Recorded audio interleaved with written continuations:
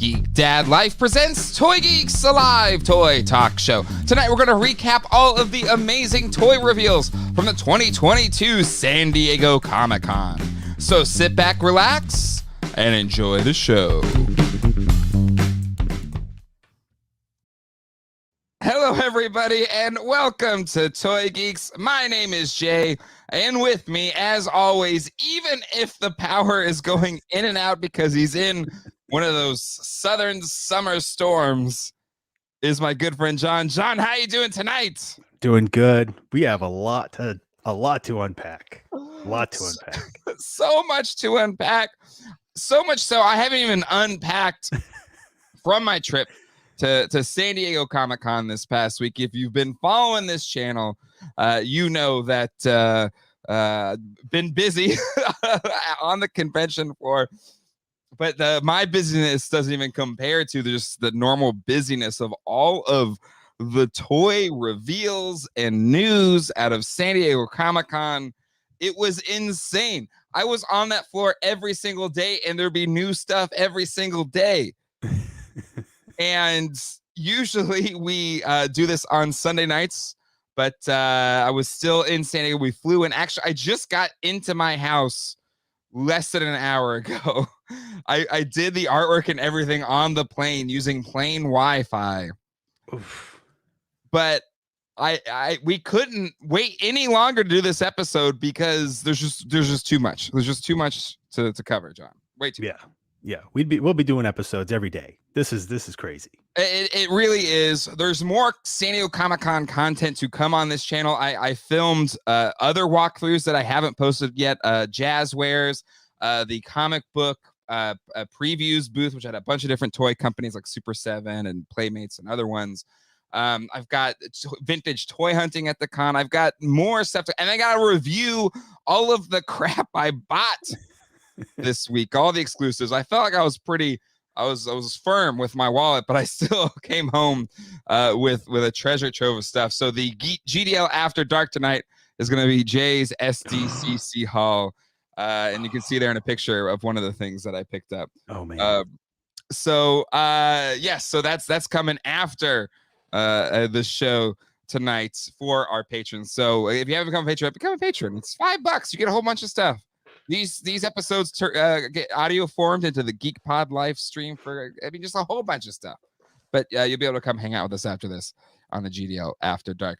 Oh my God. All right. Let's say hello to the chat. John, we did a Toy Geeks the Friday before Comic-Con, and then now we're here only the day after the Sunday. But it feels like I haven't seen any of our Toy Geeks friends in forever. So I think we need to say hello to them as quickly as I possibly can. All right, here we go. Jason is here. I have not seen the email, Jason. I will get to it. It's just been an insane week, but I promise I will get to it. Evil Villain Angel is here. Nelson Rick Capabianco is in the house. Dartherian Cobweb Space Cowboy Toy Geekosaurus Totally Rad Dad is here as well. Oh, also, yes, I know that Ryan Ting at the Marvel Legends panel did the roll call GDL style and gave Geek Dad Life a shout out, as well as some of our other friends of the channel. So that was really cool. Ryan Ting, if you're watching, thanks for that. That was really, really neat. Beast Mode, 16-Bit Misfit, Josh, Mike Giorlico, Hedgehog Action. We've got Trevor, Tyler, BMM, Shinovo is in the house. Mark Flash, Toy Doc, Andy Silva, Sergeant Slaughterhouse is here. Rowan, Doomsday, Thanos, Gray Fox, Lone Star, Great Gambino, Casino Skunk, Chris Maury is here. We've got Mecha Man Blade, KB Craig, Brady, Armando O is here, and Lone Star Galaxy, Gayla Silva, Charlie Weaver, a punk with toys, and so many more.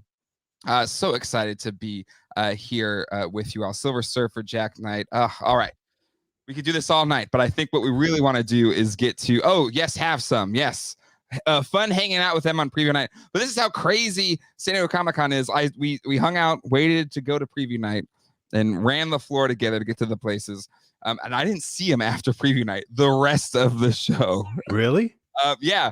And then like Toy Shiz, there was moments we were in the same panel and it couldn't, like, it's just so busy. But anyways, to all of the YouTube channel friends of the channel, It was fun seeing a lot of you, and if we didn't meet up, we will meet up again. All right, John. First up has to be what kind of leaked on preview night, right? Like that has to be the thing. Actually, did it show up on pre-Eternia first? I think so. Yeah, right. That's where I think that's where I seen it first. Planet Eternia. Sorry, Planet Eternia. Yeah.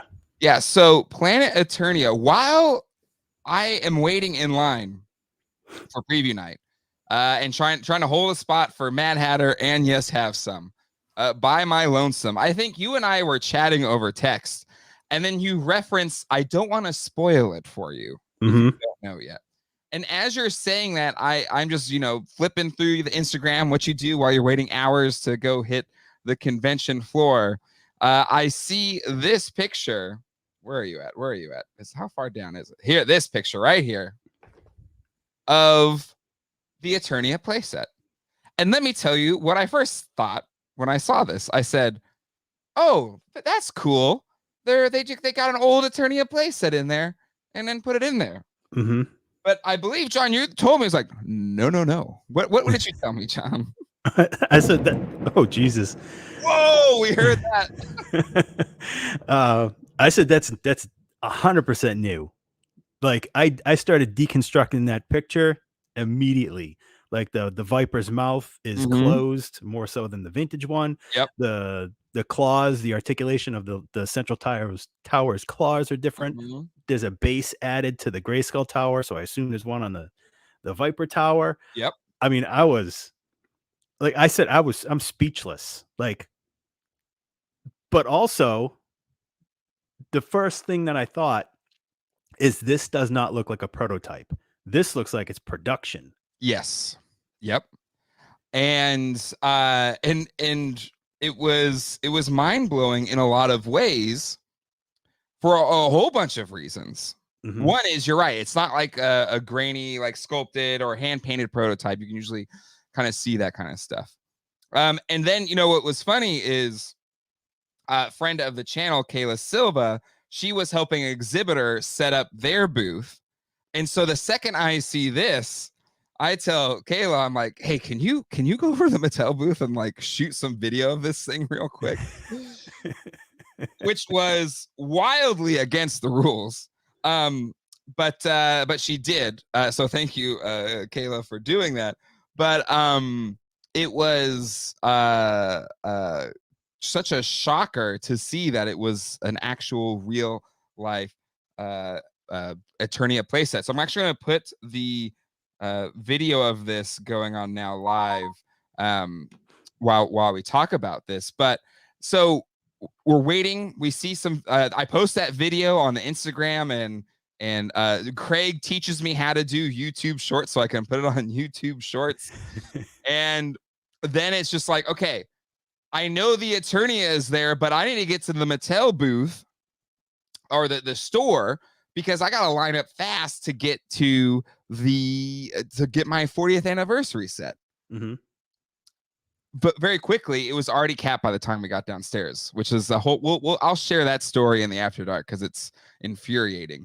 But the line was capped by the time we were there, wait in line 3 hours. Got anyways. That's neither here nor there. But since I was kicked out of being able to get into the line so quickly, I was able to just go look at this Eternia playset. And while I was there, I run into Ted Biaselli, friend of the channel, Ted Biaselli, and give him a hug. And then he was like, I knew about this when I was on your show, and it was so hard not to say anything about it. This thing has been in the works for like over a year, which is insane. I mean, I would assume so. I mean, like I said, it looks like a finished product. Like, coming soon to our toy rooms. Yeah. It was mind-blowing. And then the other thing is, I met another Mattel employee, person that works on the Masters of the Universe toy line, and actually reached out to me after I shot this video, and said, "Oh, I'm a huge fan of Geek Dead Life. Love Toy Geeks. Love all your reviews. Thank you so much wow. for your support of the toy line." But then he told me that it was an accident to unveil like this being an official thing. Really? Yes. So that original picture leaked, and the original intent was just to have it there and do the old, we're just getting feelers out to see the fan response, but say nothing about how that it would actually get released. Yep. But since it got leaked, marketing got itchy trigger fingers and basically just laid out the whole thing right then and there, which is crazy. Wow.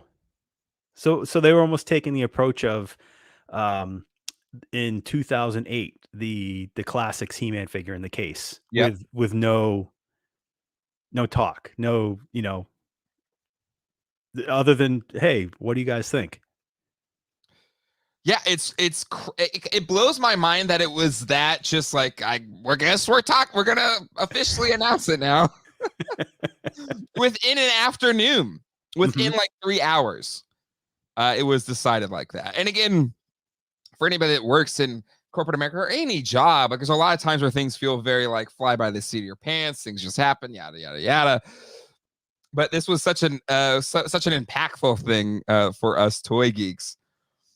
But John, thoughts on just the overall scope, scale, and this is something that you have, like, the second Mattel Creations became a thing, John. You on this show have been talking about how you want a HasLab style Eternia playset on this website. Every single thing that's been done on this website, this is what you've wanted. You've gotten what you wanted.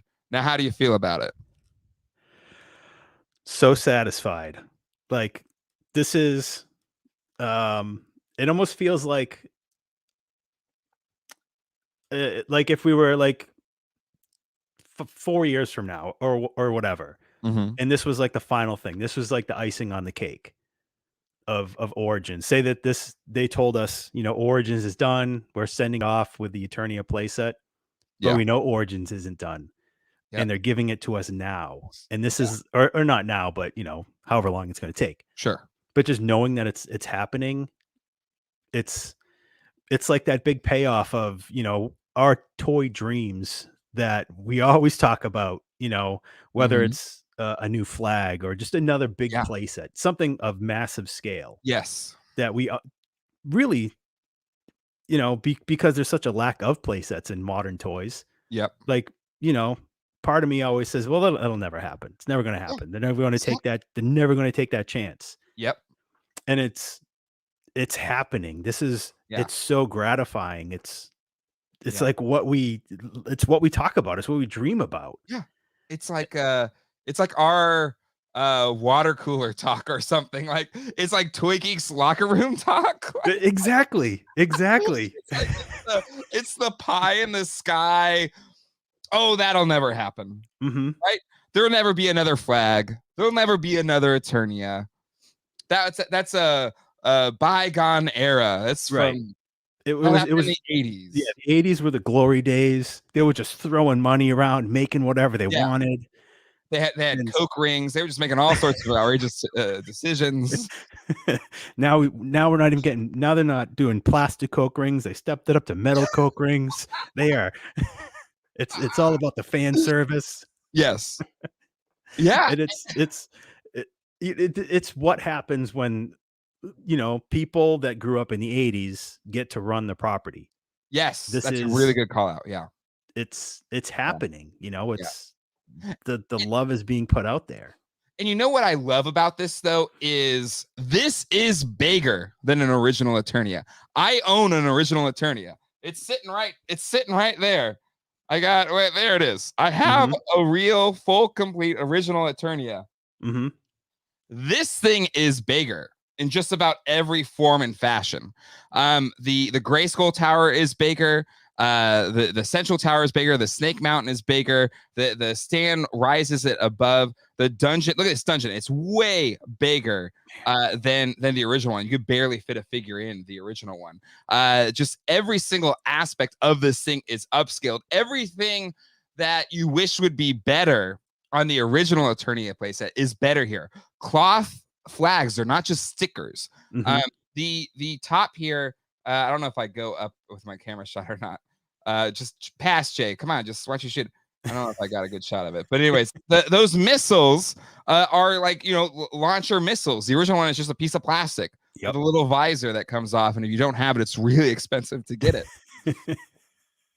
There's just so much packed into this thing, and we got a Thunder Punch He-Man here. We also had the Triclops and Road Ripper, which we found is going to be a 2-pack. In and can I just say, Pixel Dan's interview with the Mattel team, top notch. Did you watch that, John? I haven't yet. No. It's fantastic. If you haven't done it yet, do yourself a favor and watch it. But I love that he actually asked the tough questions as well about, you know, Mattel creations and a lot of our frustrations with the Wondar incident. And I thought Mattel gave a pretty solid answer to that. But kudos, Pixel Dan. Just like I did my little thing at Comic Con, but like just the sheer quality and quantity he puts out every single time is incredible. So all the kudos to him. But in that interview, we found out that the Mecha Neck is a 2-pack. So it's this Mecha Neck and the Road Ripper. And the stretching neck thing won't be an action feature. It'll just be a swappable neck, more like the classics one. They said just with the modularity, they lean towards modularity as opposed to the action feature for this one.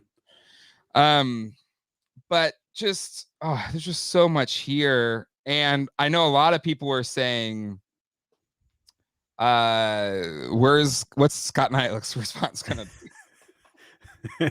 I haven't watched it, but I know he made one. Oh, he did? I haven't seen it. I haven't watched it yet. And one thing I wanted to touch on, talking about the vintage Eternia playset. Now, I love the Eternia playset. I love it. Yes. I've had quite a few that I've sold all of them. Yep. It makes a great display piece. Yes. The central tower and the monorail is where all the action happens. Yep. Like the Viper Tower, the Grayskull Tower are kind of boring. Yep. They're just they just sit there. They're really there to hold up the monorail. Right. Exactly. And now that they've like added that the front portion of the dungeon and with the added rear portion of the dungeon on the Grayskull Tower, they've taken it so much further.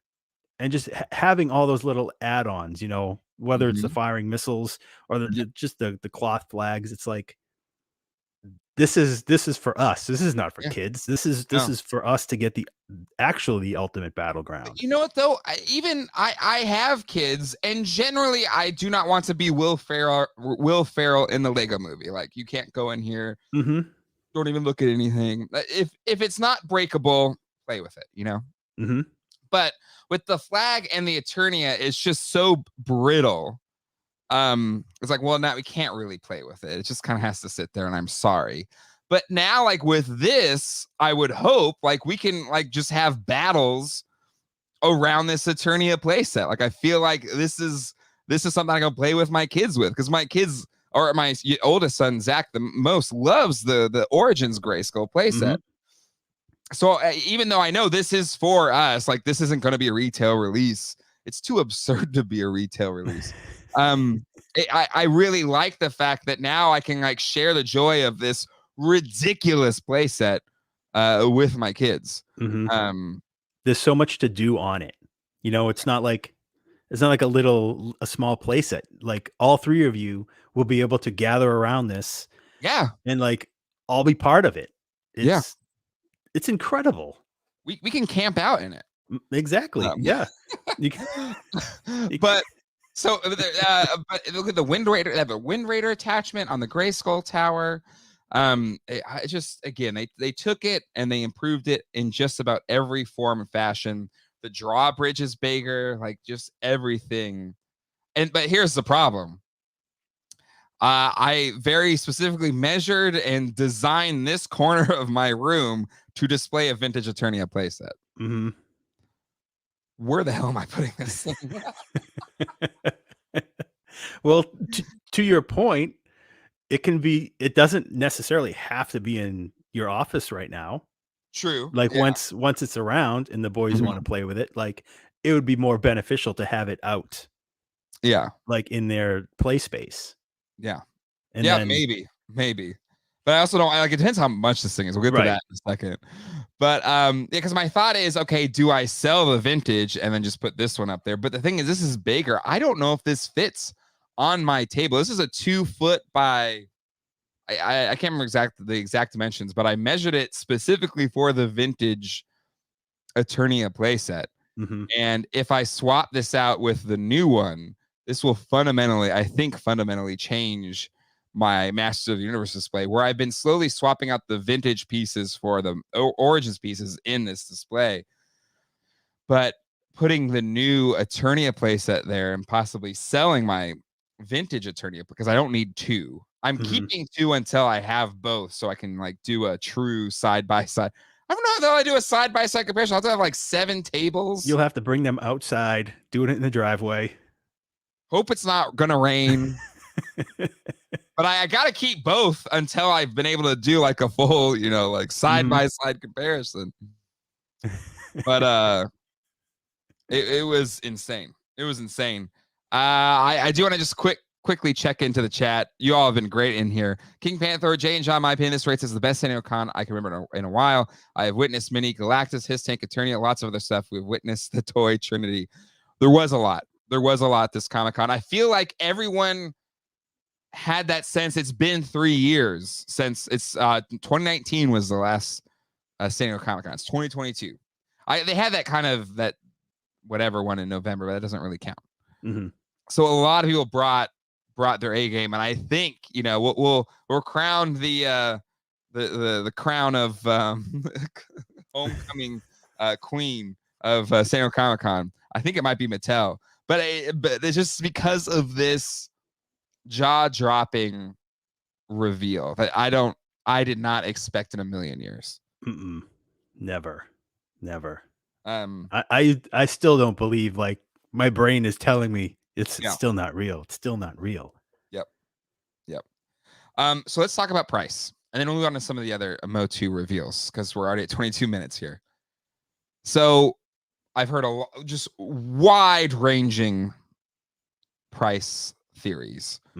I've had people say, okay, well, the Gray Skull is $75, so times that by 4, 200 something bucks.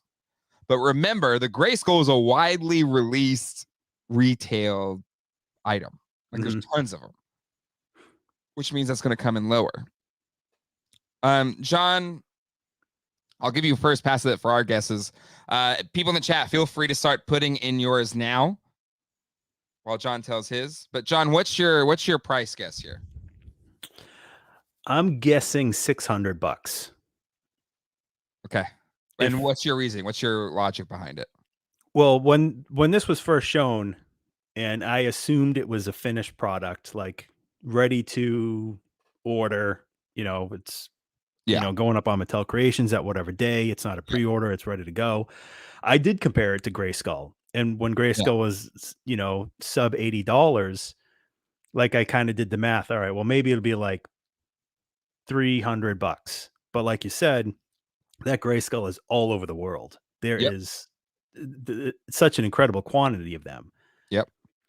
But I think it's going to have to depend on how Mattel Creations rolls it out for the international market. If it's allowed, if it's orderable, within Europe, Canada, if there's specific vendors, sort of like how they Super 7 did with the Snake Mountain. I'm gonna say like $500. But if it's a tighter market, $600. Okay. My low estimate was $800. Mainly just I feel like there's so much in this thing, and if it's an online retailer exclusive, it's just I don't think people can understand the scope and scale of this thing. This is bigger than the Eternia playset, which depending on how you size it, I know Flag is the biggest all time by length, but like in terms of like volume, I think Eternia could, be in that conversation. But this is like the biggest thing that's ever been put up for this type of sale before. Yeah. Like, I would say this is like 4. And I know it's not gonna have as much detail, but it's like 4 Classics Gray Skulls. Like, it's huge.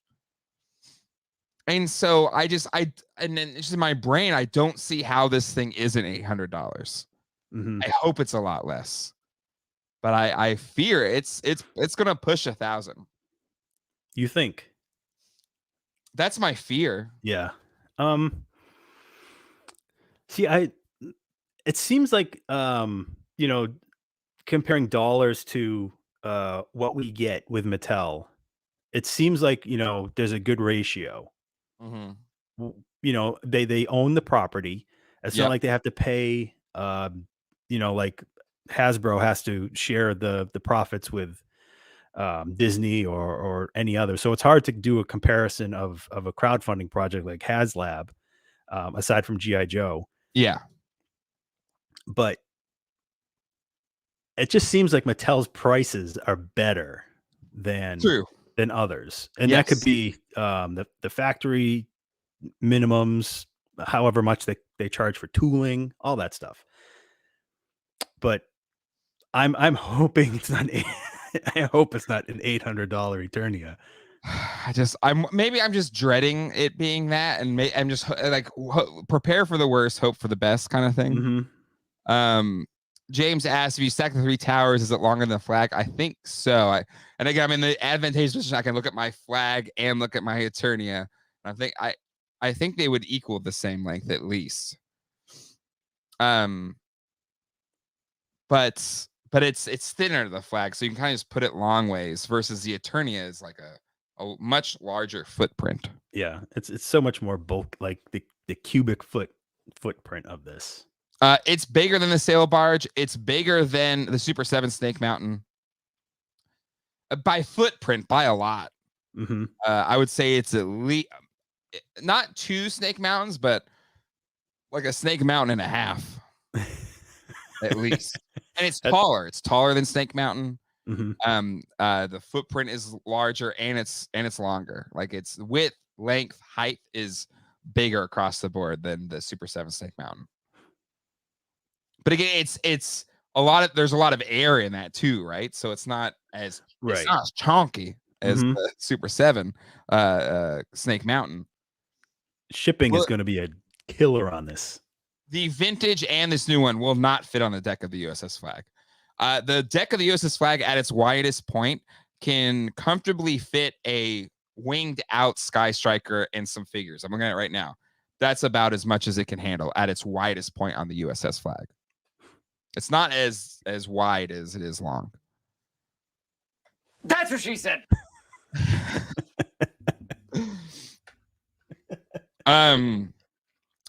Somebody asked, is it really that massive? Can you use Mondo Motu figures? No, hell no. No, it's not that big.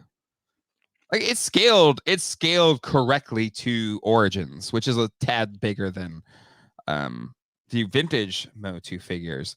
But it's bigger. It's bigger by footprint. It's bigger by height. And it's got more stuff in it. And it's got track that hopefully won't break. Right. Right out of the box, even in 85. Yeah, exactly. All right. I did put up a vote as well for where you think this thing is going to range: 200, 400, 600, or 800. So feel free to vote in there as well. And it seems like a lot of everyone's in this $500 range. Can't buy that for $1. But yeah, over 500 price will be. You do have to worry about pricing people out. If it's 800, I don't know how many people can swing that. Can't be more than 500.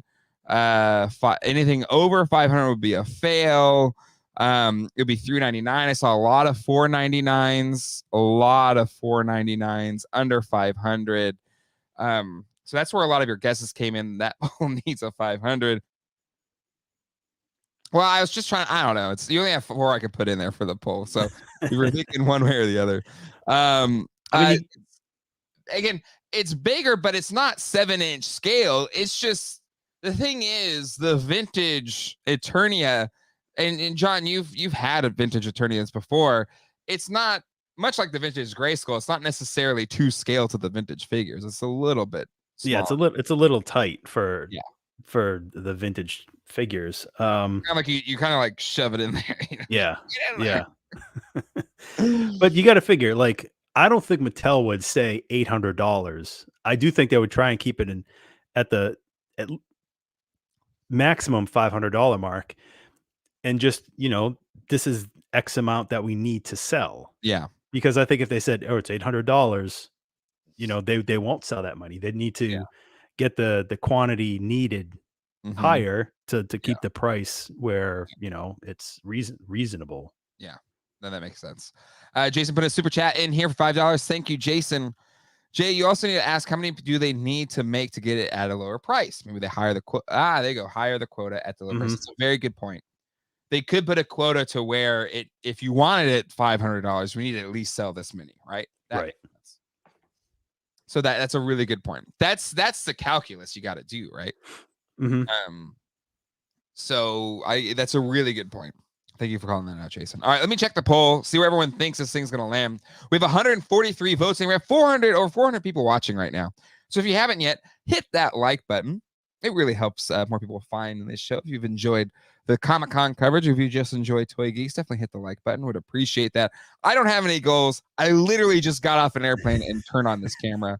So we're doing this as best as I can. Your goal is to get some sleep. Yeah, exactly. Luckily, I'm like still on West Coast time, so I got a little more runway than usually on Sunday night, but a lot less rest. So your votes are coming in right now. And I met Adiel TMNT from Unpunched at the ran into him. Our meet will be a part of the vintage toy hunt video I gotta finish. But he thought 250, no more than 250 for it. Really? Yeah. Yeah. That'd and great. I was like, no way it's 250. Also, he picked up a hand sculpted prototype of the Frankenstein Mikey from Turtles at the con. Really? Yes. The artist would, sometimes the artist is there and he just has him in the display case, but he's selling a book. He convinced the sculptor to sell it to him. That is some magic, right? I mean, was it somebody from Varner Studios? I think so. I haven't even watched the video that we shot of him showing me the thing. Pretty sure he told me. He was serious about the ripping cringe on the floor, but I was like, I don't know. I feel bad. I haven't thought of anything that I would do. Anyways, it was really good to see Ariel. If you haven't followed Unpunched, follow Unpunched on YouTube. It's an incredible channel. Really good guy too. Really, really good guy. But he was also selling a sealed TMNT news van and a scratch carded at the show. 6,000 for each. Okay, moving on. Renders FX, a $5 super chat. We must all fight to keep that dastardly flipboard out of Eternia. Indeed. Oh man, it was so great hanging out with Mad Hatter as well. Great guy. And I can't wait for flipboard to become a thing. Okay, so 9% of you said $200. 46% of you said $400, and 38% $600, and only 6% of you said $800. So it seems everyone's in that mid-thousand tier, so $500 around there, give or take 100, right? We just need everybody to be okay paying that much. Right? How the hell do you pull that off, right? That's so much money. That's so much money. But again, how much is an Eternia playset, John, if you wanted one right now? Oh, vintage one? I mean, I had one on a line this week. The guy was starting at 3,500. No, it came with a box, but 3,500 out the door. Wow. That's insane. Mm-hmm. So you could spend $3,500 on the vintage or this one, which I'm not kidding, looks just like the vintage, has more stuff. To me, I feel bad saying this owning one because I think it may devalue it in some form or fashion. Mm-hmm. But I would be perfectly fine having this instead of the vintage one. Right. That's how good this thing is. It's not wildly different. Like, I still need the vintage because it's such an iconic design. This captures all of the iconicism with upgrading things. Like it's the perfect blend. It's incredible. But that's what Origins has been doing since the beginning. But this is the shining city on a hill for the Origins toy line. It's incredible. Yep. Some more super chats here. We got Blaze 4.99 super chat. You guys want to review this one for me? Don't have space at Old School Toys. Yeah, it is. Yeah, it is. This is a space killer, and this is bigger than the Eternia, which is already a space killer in my room. So that you will need space for this thing. Because it comes out more than the flag. If you have a long wall, you just put the flag against the wall.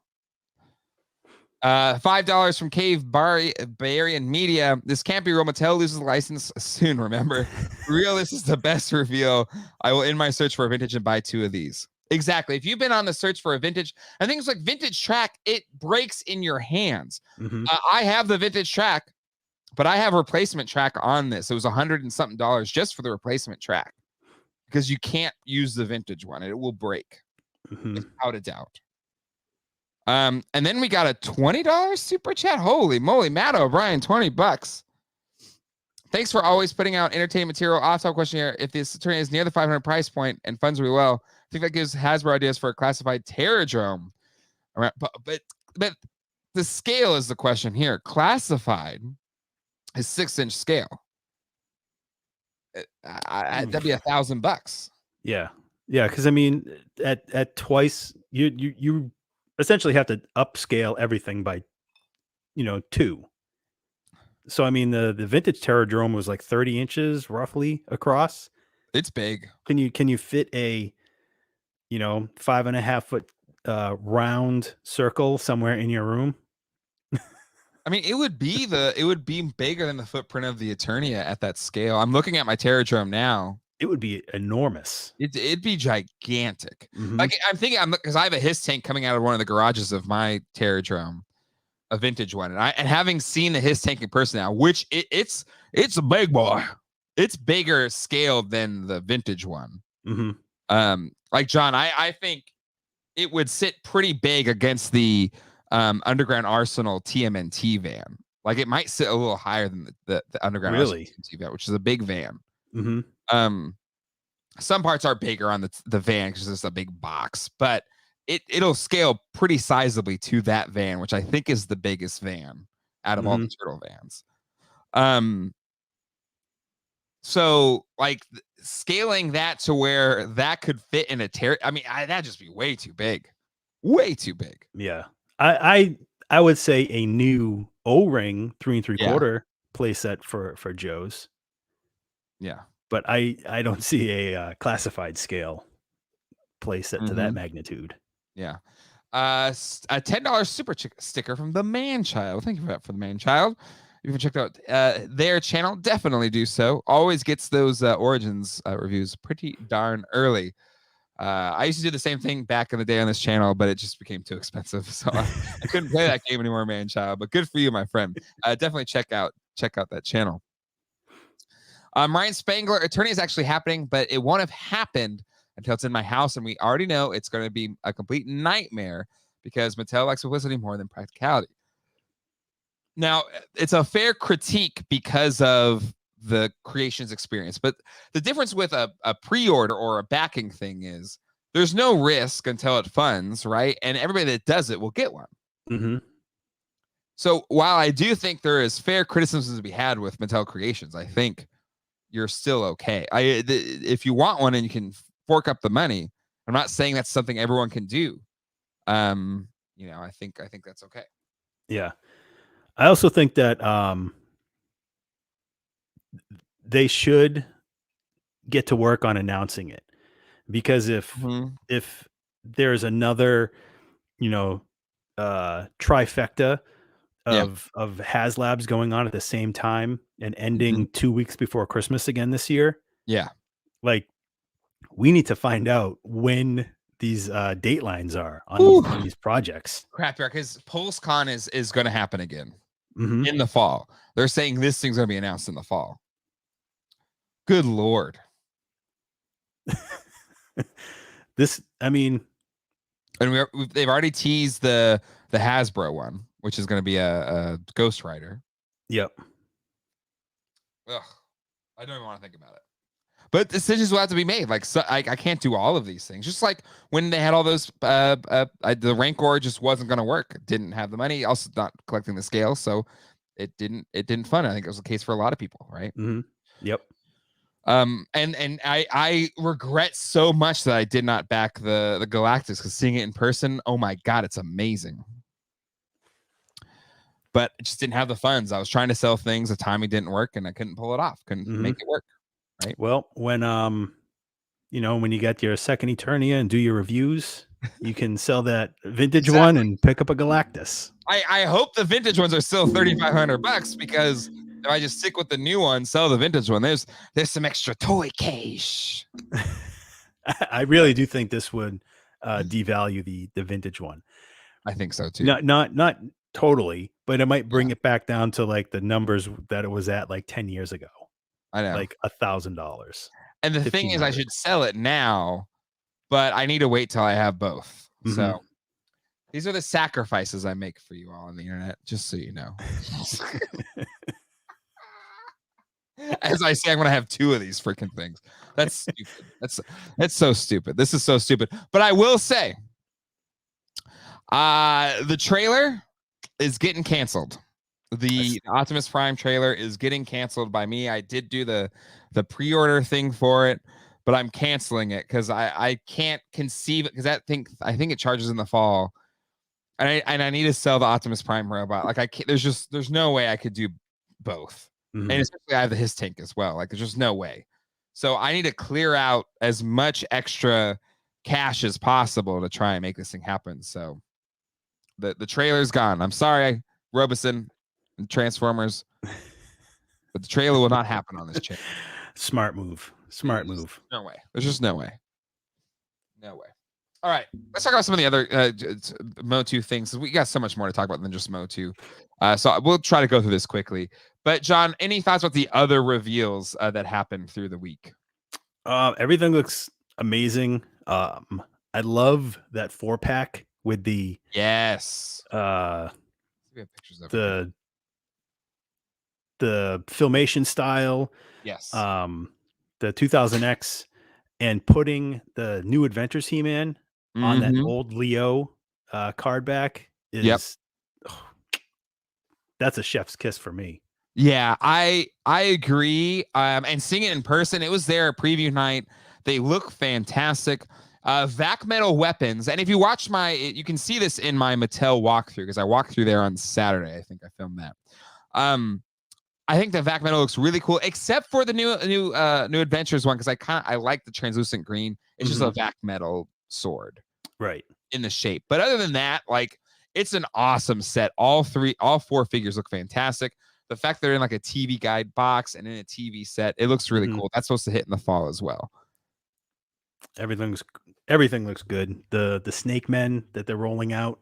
Yes. What's the biggest critique we've had of the line? No Snake Men. Well, we got Snake Men, and we got Snake Armor He-Man that looks really good. Really pumped for this wave. Snake Armor He-Man, Boltman, Ratlore, and Cobra Khan, and there's going to be Camel-Con is going to be with the flared, head. It will be a Mattel Creations exclusive. But the age of the Snake Men is upon us, finally, and they are swinging for the fences, which is really cool. Yeah, love that card back. I love how they put the snake logo over the top. Oh, it looks great. Looks so good. And I love Snake Armor He-Man. I've had the modern vintage one. I didn't love the Motu Classics one, but I dig the way the Origins one looked here. I love that they're throwing in the Sunman figure as part of this Boltman, which I think is one of the ones that was never released in the vintage line. I think so. Maybe I'm not. No, I think it wasn't. I think it was like in the catalog or on a card back or something. Yeah. But yeah, Ratlore and Con Arma Spies Toy Bounty Hunter. Because I think they look really freaking cool. And then the King Hiss, I think they did the right thing here with it just being swappable pieces instead of having weird little like dinky snake arms. They got beefy snake arms that you can plug in there. But I think it looks pretty good. John, this is one of the dopiest vintage figures. What do you think about the Origins version of it? Great way to pull it off. I love the arms that come off, the head that comes off, the sort of the softer armor to have it sort of encase around the torso. It's a great problem solved. Yeah. Looks awesome. It does. It does. And again, he looks good in like the head sculpt. Again, I think the swappable pieces is what saves this, right? Because it doesn't the Armius falls off, looks really silly in person. All right, so I think that's awesome. We had tons of Revelation reveals, which I think all looked great. Some things we've seen kind of in very grainy photos, like this Roboto, as well as the Goddess Evelyn and Shadow Weaver. But seeing them in person, they look really good with the soft goods capes. But John, thoughts on the Revelation or I guess Masterverse reveals, I should say. Shadow Weaver is my favorite. Yeah, of the reveals. But they all look amazing. They've been doing everyone gets better and better. Every wave for Masterverse gets better and better. Yep. And the God Evelyn's like the final form of Evelyn is such a badass figure. It looked really impressive in person. Again, the soft goods, and that one has like a wire cape. Like everything they're adding to these figures looks really, really, really good. So Masterverse came really strong today too. Odd that they're doing Grizzler as a yes. Let's talk about that. This is controversial. If Ryan Dole's still in the chat, he was pissed about this as well as a lot of people, and I think fairly. So we've gotten a Grizzler already, but it was a 2020 PowerCon exclusive, and it was the darker face version of Grizzler, which is a rare variant on the vintage figure. And then we said, you know what? But they'll have a regular retail release that's the normal looking version of Grizzler. But no, that is not the case. The classic Grizzler look will first be available as a Mattel Creations exclusive. For those of us that have just gone through the hell that was Wondar, this feels really crappy. John, thoughts here? Yeah, it's not fair. The same character gets it's an exclusive for the variant and the regular version. It just shouldn't be. They should have, again, regular release Grizzler. And I don't know if they're just trying to fill a slot for Mattel Creations because they didn't have another idea, but I don't know. Make another variant of somebody else, or just do Wondar again. Yeah, do Wondar again. Like, I was trying to think, because it doesn't make any sense. It doesn't make any logical sense. And and I was talking to Dole about it in the Yes Have Some group chat. And, I was trying, well, maybe it's because of the fur, because it's kind of like a little fur coat that the figure wears. Like, maybe it just can't be a standard retail release figure or something because of that. I was just trying to think, because it doesn't make any logical sense on the surface as why this needs to be a Mattel Creations exclusive. This is a figure a lot of people want. It is a fan favorite Horde figure. And to put it as a Mattel Creations exclusive when we know the experience was awful for Wondar, and now going forward, it may just be like that Matty collector stress-inducing experience. And this isn't just some, niche repaint of a He-Man. This is a core character that is now going to be Mattel Creations exclusive. And I feel for everyone's frustration here, because this was, unless they somehow just do a regular retail release within the reasonable future, or as they said in the Pixel Dan interview, they are going to make more of these things so that it doesn't happen like that. Kudos to the G.I. Joe Hasbro team, because they made seemingly a ton of mind benders, and they keep putting them up and keep selling them. So unless they figure that out in time for this, I think this was a big miss. Yeah, absolutely. And like you said, unless they take the numbers that they sold Wondar at and triple it. Yeah, because the completists want Wondar, but it's not an essential character that everybody needs. But the Horde, like, if you collect the line, you want Grizzler. He is an essential character. Yeah. Yeah. It's a bummer. It's a bummer. And again, this is where like the camo con makes sense, right? It's this niche, kind of alternate version of a figure. You're gonna have a regular Cobra Con. This is a cool way to do it. But just the Grizzler just doesn't make any sense. Nope. So, we'll see. I'm glad to see Mega J in the chat. Loved watching his unboxing of the 40th anniversary 2-pack. Seeing this in person was awesome. I'm pumped to get it. And in the Hall H Motu panel I posted on the Instagram, they said the best way to get this in the fall of this year is to order on Amazon. That'll be the quickest way. So if you want this thing as soon as possible, from the lips of the Mattel execs, it's Amazon's going to be the best way to get this thing. If you want the CGI version of the Castle Grayskull playset. Yep. I made the decision this week. I'm not collecting any more CGI. Ooh, you're done, huh? Yep. The new figures look fantastic. Yep. But only so much room. You're right. And we're getting the characters in different scales. Yeah. Yep. I don't need 5 He-Man from the CGI cartoon. I love the cartoon, but I need to make a decision here. No, you're right. And I got to put my Mondo somewhere.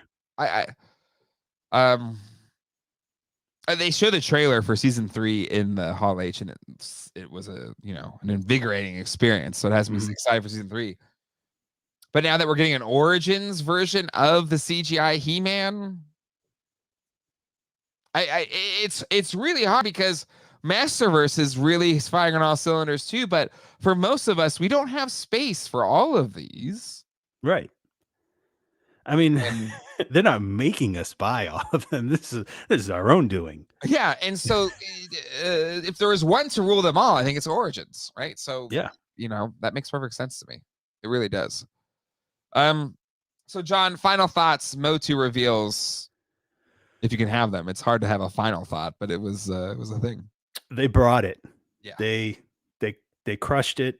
The 40th anniversary. And not only that, going to do the Mo Tuesdays starting tomorrow. Yeah. Right? Through October 12th, He-Man's birthday. Yep. My birthday. Yeah, we're going to stream on Motu Tuesdays every Tuesday night at 9:30 p.m. Eastern Standard Time. There's nothing else happening at that time on Tuesday nights, 9:30. No. Might have to do a Wednesday lunchtime.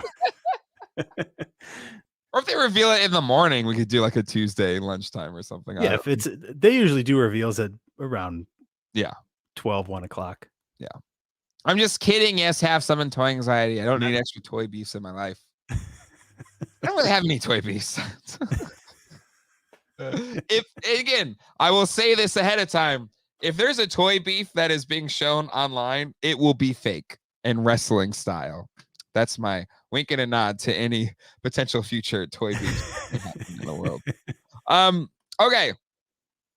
Jason, $10 super chat. Sorry to interrupt, but just want to celebrate. After a month and a half of working 4 nights a week during a stream, I have finally organized all the toys in your basement. Jason, congratulations. Congratulations. Oh, my toy room right now is a hot mess. Ooh. All right. Let's keep moving on here. We got tons to talk about. I'm going to share friend of the channel, Toy Shiz, comma? I don't know. Instagram for this, because look at this. He's at 99,400 followers. Wow. He's this close to 100,000. If you aren't, I probably most of the people watching this already follow him. But if you don't, give this man a follow, because let me tell you something. We're pretty consistent on this channel. We do a lot of stuff on this channel pretty frequently, but it doesn't even scratch the surface to what Toy Shiz does on the regular. Anytime there's any news, he posts about it, does videos, has links to get your stuff. And when he was at Comic-Con, he was live streaming nonstop, making photography posts. Just guy is a nonstop toy news coverer, and I can't think of anybody more deserving of hitting 100,000 followers on the old Instagram. And definitely subscribe on his YouTube channel as well. And really good guy, really good guy. Yep. So give Twitch a follow. If you're not following, you are missing out. Yes. He will have the link to order a bargain on Amazon, whatever it is. He's got it faster than anyone else. Yep. And I've seen it in person. He's just tireless. He's tireless and works really hard. So give Toy Shiz a follow. And Mega J too. Mega J is like this close to 10,000 subscribers on his channel. So give Mega J a subscription if you haven't done that yet. All right, so that's my PSA for Toy Shiz. Friend of the channel, good guy. Okay, let's see. What do we want to do first? Should we do Hasbro next? Does that seem fair? Yeah. I'm going to jump to the thing I cared the most from Hasbro this week, and that is this Serpent Tour. Because, John, I saw this in person, and it is so freaking beautiful. I tried to videotape it. You can watch my Hasbro walkthrough on the channel after this. Don't watch it. Don't leave this to watch it. Priorities. It'll be there. It's waiting for you. But I was not expecting this. A little bit of I gotta give a little bit of a, because it's a PulseCon exclusive. But that aside, this thing, some of the if classified is the standard bearer for highly articulated, modern articulated, fantastic sculpting, this might be the best of the best of the best that they've released. It is incredible. John, thoughts on this Serpentor and Air Chariot? This shot right here, this picture, doesn't even look like a figure. Right. This looks like something from Pop Culture Shock. Yes. This looks like this is a statue right there. It is so unbelievably perfect. It is unbelievable. Like, I have no words for this. Yeah. This does not look like a toy that you'll fly around. This looks like it's a 3-foot tall statue with this amount of detail in the it's so perfect. This is the Serpentor that, like, when we were kids flying Serpentor around, this was in our imagination, not what was actually in our hand. This is, man. And I do think like the Mindbender, they're learning. Like, we gotta really up the quantities here so everybody can get one. Yep.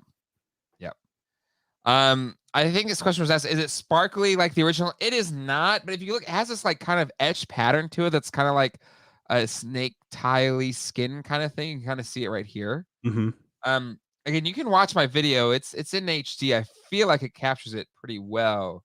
And Toy Shiz did a great job photographing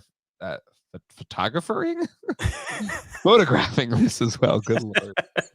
Can you tell I flew cross country today? Every detail is incredible. The paint's incredible. The sculpting's incredible. The articulation's incredible. The accessories are incredible. The packaging looks incredible. Home run with Serpentor.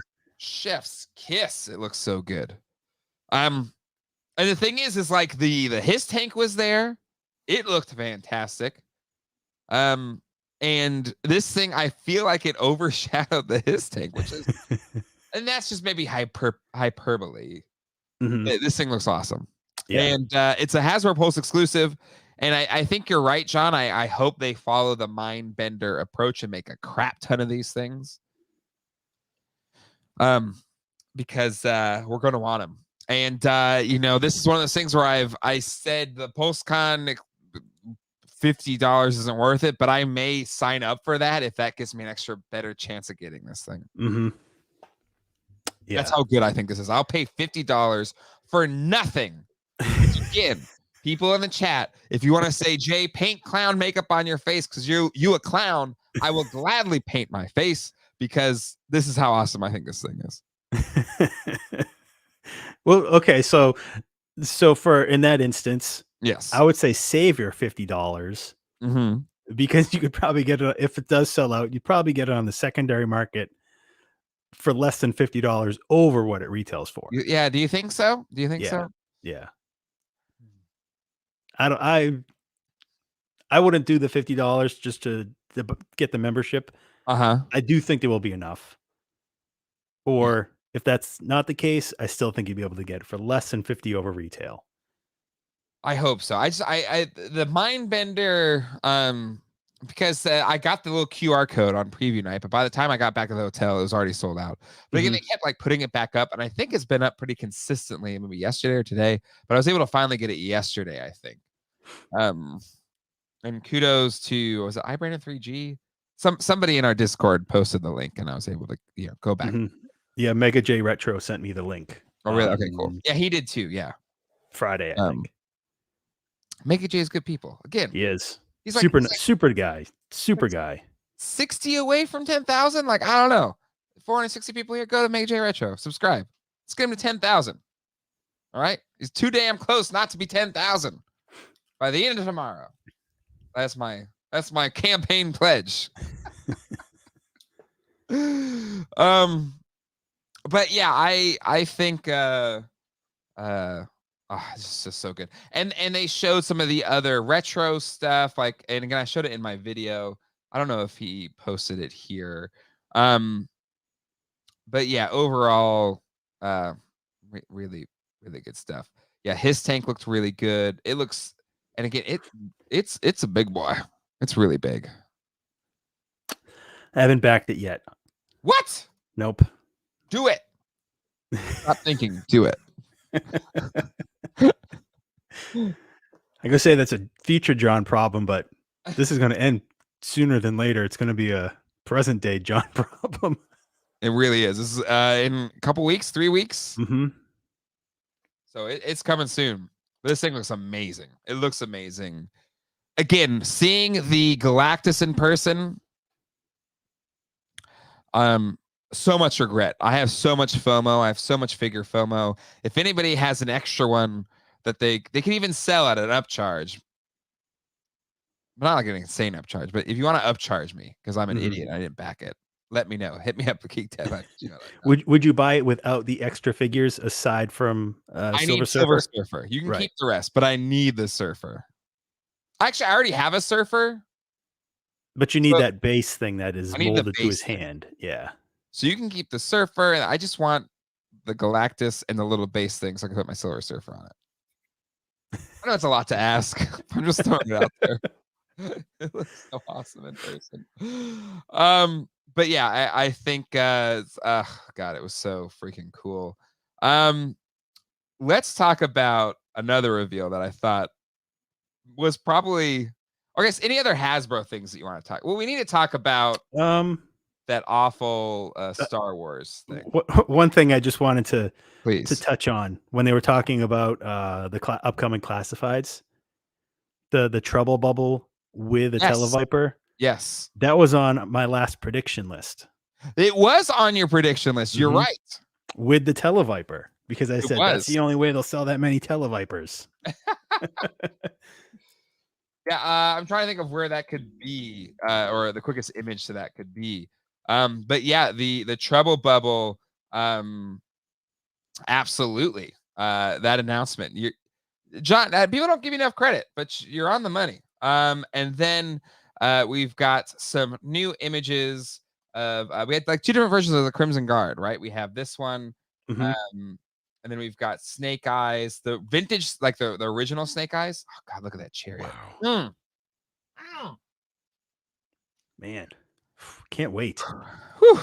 These images on his tank, you can find them there.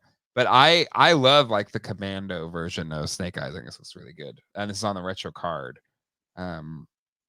Classified team kicked butt, absolutely kicked butt. No, not Toy News. No offense, Toy News. I need Toy Art because I think they have the big pictures of the Star Wars stuff. But Star Wars, and again, kudos to Yes Have Some for live streaming this. And again, if you haven't given Yes Have Some a follow, give them a follow, because live streaming a panel with like your phone and you're trying to hold it upright the whole time, it's really hard. So give them a follow if you haven't done it yet. Because they did a great job covering Comic-Con. What are you laughing at? Ryan, please rip on Star Wars. But yes, okay. There was, I think, let me go down the pictures here. There was some good, let me avoid the the Halloween stuff. I like this retro pack. You got Vac Metal on here with C-3PO and R2-D2. That's great. Got the old Ben Kenobi. That's awesome. Again, it's just rehashing old stuff for better or worse. The what is this series called again? Credit Collection. These actually look kind of cool in person. Like they're not super outlandish. They kind of just a nice highlight to them. I think they look pretty good. But again, it's just repaints. And the FX sabers looked good. We're getting this Grogu. It's still the tiny little Grogu. So are they charging $30 for this? Like, it's in a window box, and it's another Grogu. Yes, right. They're going back to the well. Yeah, So again, the Rancor pit accessory, the Jedi Luke, but they're calling it now the Mandalorian season 2 finale Luke. It looks good, but again, they already said they were going to do this as part of the Rancor. Yep. So that's nothing that new. Big fan of Bill Burr. You know, you gotta love Bill Burr, John, right? Because he's like your people. Yep. So cool. He's getting an action figure. Look good in person. Whatever. I think he would even say like, "Who cares? Wow, nobody wants this action figure." Yeah. Okay, but then, but it's instead of new figures we've all been dying for, this is what they're giving us. All right, John.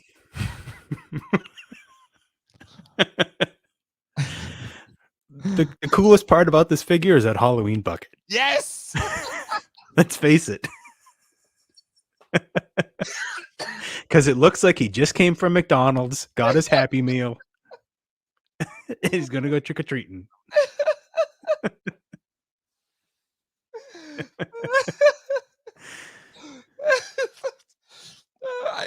I still hold on. I got one right here still. Okay. I think what were those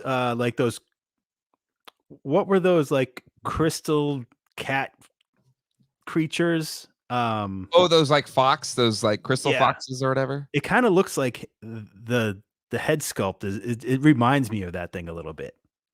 Yep, there it is. Like some of those cat ears, and I can do a who wore it better. This figure right now.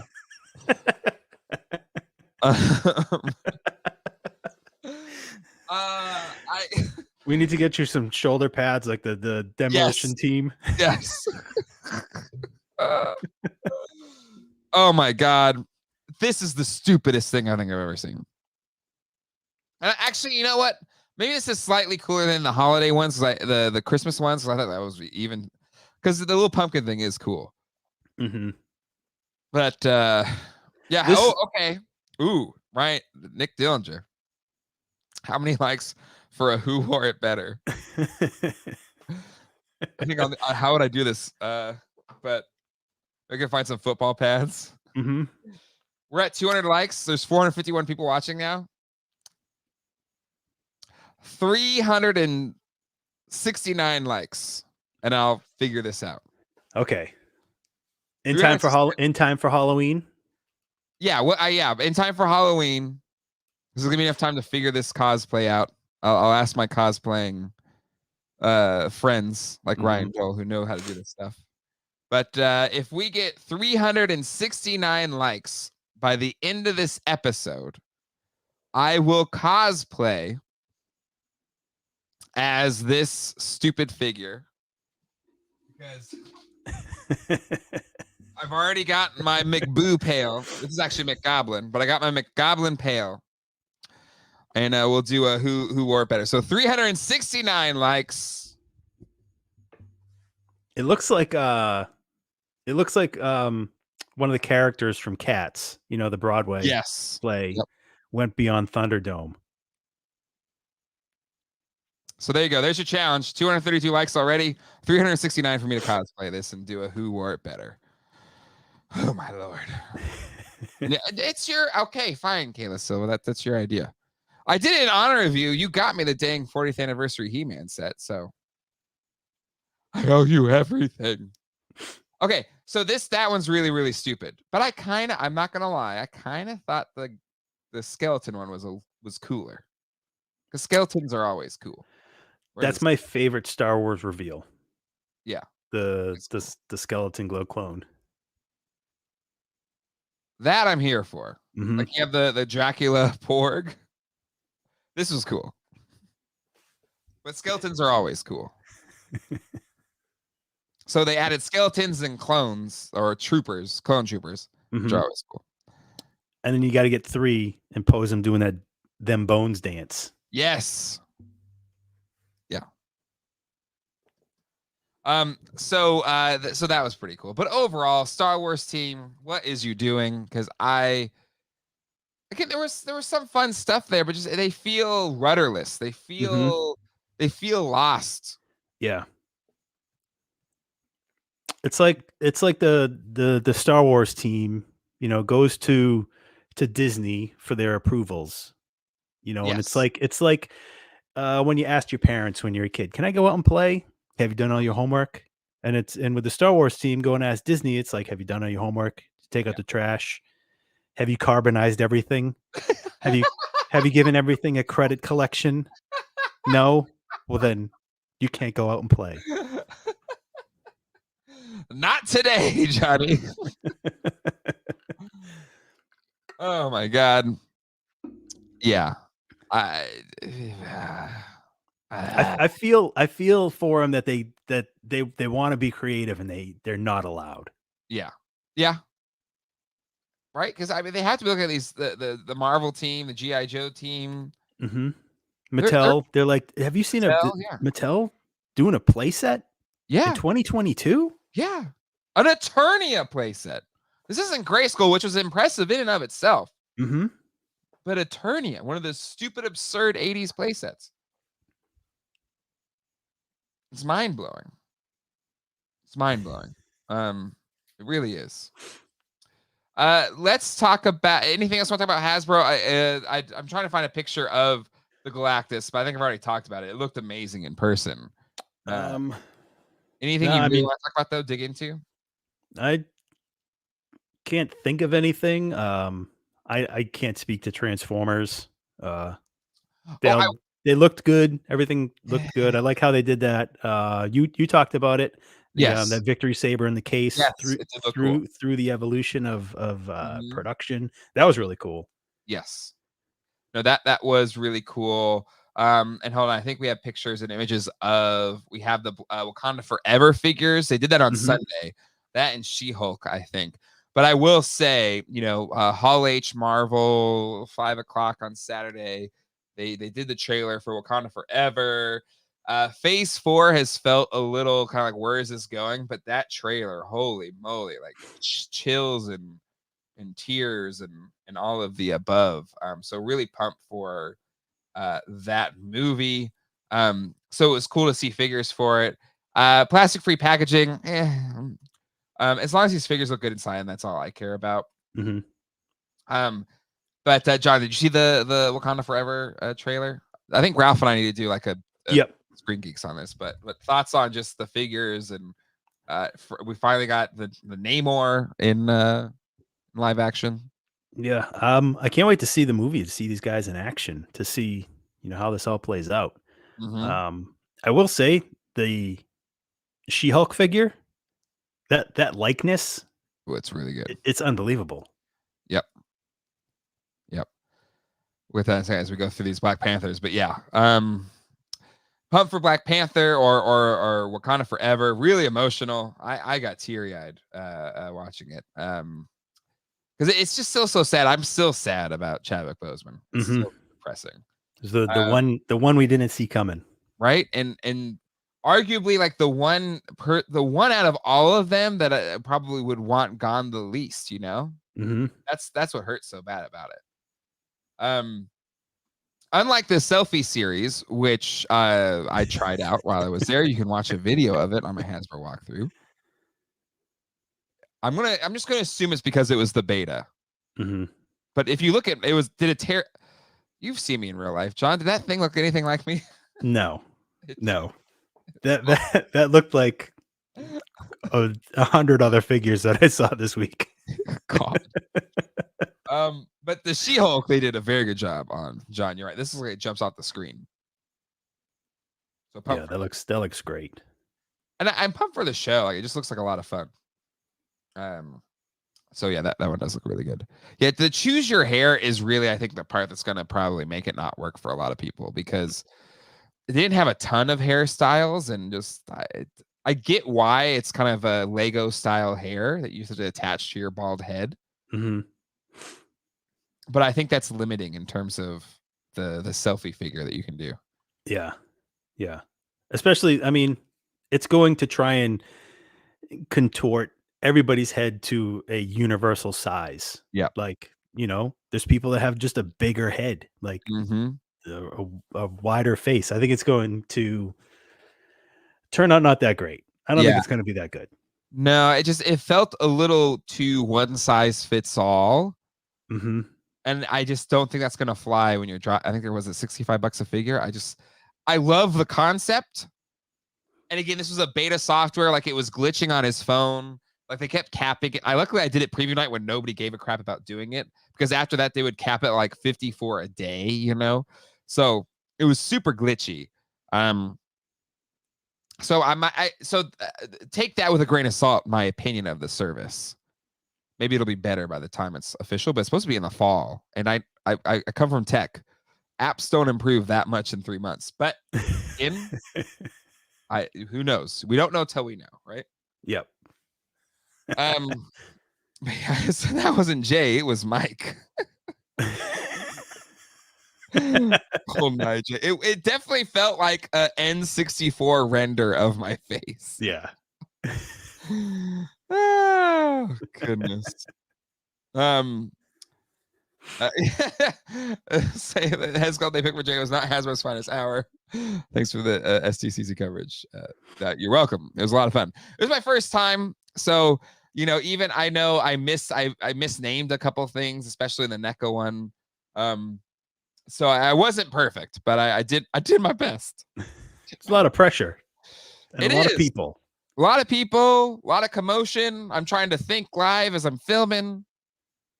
But I think it turned out okay. So thank you. I think everything was great. Because I seen some others from people that we don't even know, like just randoms. Yeah. And there was so much bumping into people where there was just more commotion in the video than actual content. Yes. That's hard. Your videos were really good. And that was by design a little bit, because if there was moments where there was people, or if I had to wait for somebody, I would just edit it out, and then also I would try to pick off peak times so there wasn't a lot of people around. But also the thing is, my setup was pretty, like I had a mic attachment and it was a little bit more full featured, so people kind of got out of my way as I was walking and talking. So I think that helped too. But everyone was very accommodating, thankfully. No mention of Snake Mountain aside from the Mega Box one. But anyways, okay. So let's keep going. Let's move on from Marvel. I've been itching to talk about this because this is arguably the thing I was most excited about. Silly. Oh, actually, no, crap. I love this set too. I pre-ordered this Spider-Man Amazing Friends set. I think it looks awesome. I love Iceman's one of my favorite comic book characters of all time. I had to get this set, so I got it. The end. But I need to talk about this NECA reveal, John, and we'll talk about the other ones like gargoyles and turtles and stuff like that. Mm-hmm. But NECA dinosaurs, John, if Alf was the one you were most excited about that NECA revealed, and they did show more, I videotaped it. I think I even talked about you while I was videotaping it. But dinosaurs, and they're scaled correctly. I love this TV show. I had the Hasbro figures. I still do. I have carded ones. That's all we've gotten, really. And I'm so pumped for this. You got the baby guy, not the mama, not the mama, not the mama. And you got Earl Sinclair, and again, they're like the Hasbro ones. The baby was just as big as the Earl. They're all the same size, right? And John, these things in person, and I know these are like painted sculpts or whatever, like the hand painted. The Paint Masters. Paint Master, thank you. But they look so good, and I'm so excited for these. They look, I mean, it looks like they came off the screen from the puppets or the foam suits to the sculpted figure. Yes. They're not for me. Like, I watched the show when it was on. Same. But they look spectacular. The paint, the shading is so well done that that alone makes me want to buy them. Like, I'm not into it for the show. I'm into it for the work of the figure. It is so nice. Yeah. And I think it's a testament to the sculpt. I'm so excited for these. I love the show. It is like scarily still relevant today. It didn't pull any punches. Yeah, the finale was really dark. And maybe even more relevant today than it was in the early 90s, right? Like in the early 90s, like, oh, that's just silly because like 90s, I guess we have the veil of like nostalgia or whatever. But anyway, it's just a fantastic show. Really pumped for these figures. I'm so pumped for these. I can't wait. This out of all the NECA, and there's tons of great NECA stuff. Actually, the one that this was right next to is my other favorite thing from NECA. But NECA brought so much great stuff, but out of all of it, this is the thing I was most excited about. But let's see, did he post the ET figures as well? Did he post the ET? I don't know if he did. I gotta find the ETs somewhere. But John, share a thought while I try to find the ET figures. I was disappointed that there was no, or maybe there was, and I haven't seen it, but there was no Jaws presence at the NECA booth. Did I not put it in the video? There was the Hooper sets, the 2 Hooper figures. Okay. In the boxes. But no Bruce the Shark yet. No Bruce the Shark. I feel like that's been close to 2 years in the making, if not more. That was like the outside of like Masters news and just stuff that I wasn't the unknown. Like, I was looking forward to seeing like a package sample of the shark. Because I mean, Quint's been out for a year and a half, I think. Yep. And now we're getting 2 Hoopers. We're getting the diving suit Hooper and the regular clothing Hooper. But still no shark. And that was like my big disappointment of all of it. Not to say that, this was probably the best Comic-Con reveals in years. Yep. Hey, and I just now left the Mattel booth for 5. What are you talking about, Dole? I have several booth walkthroughs, sir. Do we have to have another beef? Like, do we have to have another showdown? I will do it. this the I don't know, it must be a licensing. You know what, really, I think it still goes back to Chief Brody. And losing the ability to, and it looks like you're frozen, so you, hopefully the power. Oh, you're back. Okay, there you go. You're back. But the Chief Brody figure getting canceled, I think, is what took the wind out of the sails on their Jaws stuff. Yeah, I could get that.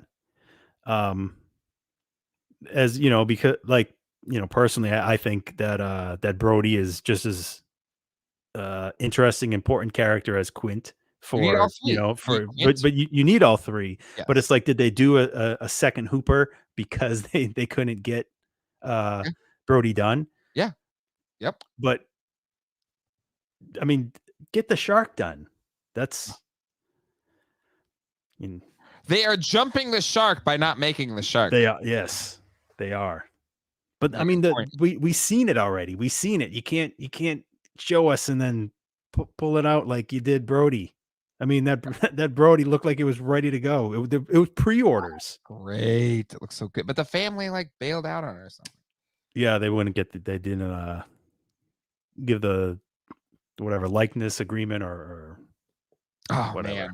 Man. Zach and I we had a day off together and we were building Legos.